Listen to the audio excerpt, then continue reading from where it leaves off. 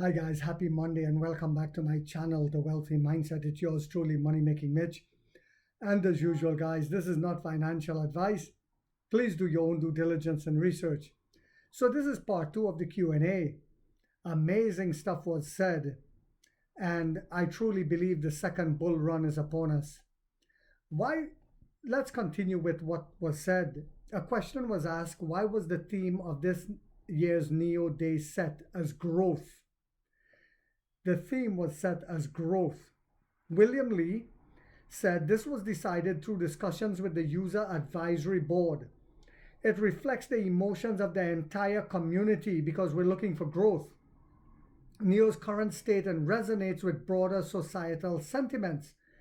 From the perspective of the NEO community, the user base is growing larger. For NEO as a company, we are climbing out of a true in our second cycle, and our users are also under significant pressure. In terms of social sentiment, there are many challenges. The theme growth reflects the collective voice of the community and also mirrors NEO's current situation. Yes, we are in our growth phase, the harvesting phase. Another question was asked, the era of extended range large three-row SUVs is passing. It's in the past. It's dying. And the era of all electric vehicles is arriving. What is the basis for this conclusion? William Lee said, first, it is based purely on market data. The L90 is already among the two top in the large all-electric SUV segment. It's already in the top two. The new ES8 has generated tremendous market enthusiasm. Note the wording I said is passing and is arriving, meaning we are in a transitional phase, but the trend is becoming increasingly evident. And we all know that the ES8 is going to take number one spot. We can also see the manufacturers of extended range large three-row SUVs are now focusing on all electric large three-row, not two-row, three-row SUVs and building charging infrastructure. They're trying to catch up to us. This is an industry consensus, not just NEO's view. Data up to August this year shows that the growth rate of all electric vehicles far exceeds that of an extended range models. Transitional technological solutions can meet stage-specific needs, but once this phase passes, technological pathways will quickly converge. This year, we have seen that the benefits of all-electric technology far outweighs its inconveniences. For example, the usage rate of the L90 front trunk has reached 93%. This demonstrates the high perception, high value user experience bought by all-electric technology. Ladau has proven this, and the ES8 will further reinforce it. Amazing foresight. What is the BAS Savings Wallet, Battery as a Savings Wallet? William Lee said, the Battery as a Service Savings Wallet is a collaboration between Winning and banks. With currently low interest rate, it makes BAS vehicle purchases more affordable for users. We will communicate details with users during vehicle delivery. Another question was asked, is it uncommon in the industry to use flagship models for high volume sales? For NEO is using the L90 and ES8 to compete in a market accidental of international. When will 120 kilowatt batteries be available in swap stations?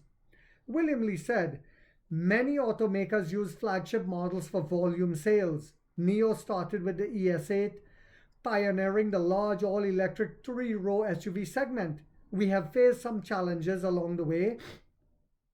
For an automaker, the foundation is the first technological pathway followed by production planning. NEO's three-brand strategy aligns well with our identity. The third aspect is product definition. There were indeed some issues with certain product definitions in the past. We need to ensure users perceive the high value of our products. These are our genuine thoughts.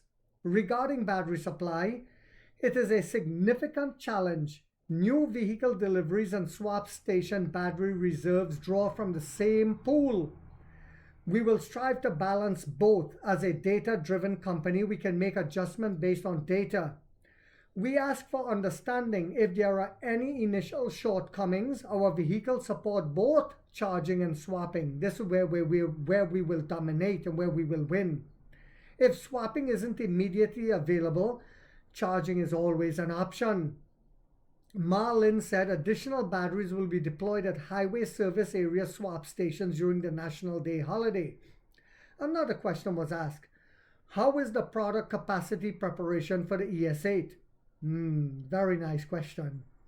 We have increased this year's production capacity to 40,000 units, which is quite challenging for a new premium vehicle. This isn't like a BYD pump out. We are exploring ways to further increase output, but it is very difficult. We ramped up production capacity immediately. And remember, guys, we also depending on the supply chain. After the August 21st launch, we now expect to reach 40,000 units by year end. We have also prepared measures such as purchase tax subsidies and waiting points to better serve owners, always putting the customer first. Another question was asked. How has NIO changed from its low period to now? What are your thoughts on recent regulatory talks with certain companies regarding irregularities in the auto industry? William Li said the hardest part of NIO has been determining what to insist and what to change.